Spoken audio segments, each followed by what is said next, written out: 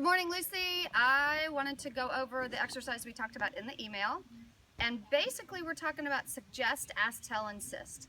The problem that you're having with Ella right now is she's gotten dull to the stick. So no matter how you use the stick, she kind of doesn't believe you and she's like, yeah, whatever.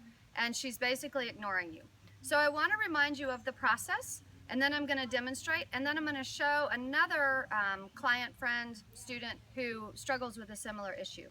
So to start with, to remember, you always want to make your first cue suggest. So before I suggest, the stick is on the ground. See? So when I'm thinking I want my horse to speed up, I'll think it, I can say it if you want to use a verbal cue, then my stick comes off the ground. My suggest phase is going to be nice and soft with up and down rhythm. The second part, the ask, the string is going to start to get a little more active. The tell, the string is going to start to increase and I'm going to step closer to the horse, and then my insist is really going to get busy. So you can see my horse behind me. At first he had no response, and then as I got to the insist phase, he basically said, I understand, I'm out of here.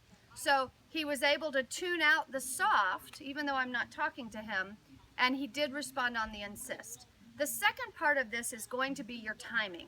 So if you put your suggest cue on, and there my horse is now responding even though I'm not talking to him, that gives a great example. But even if I put on my suggest, or when I put on my suggest, if my horse is not responding, I'm going to go through my ask, tell, and insist phases quicker. When my horse does try, at the beginning of the try, I want my stick to come back down into neutral.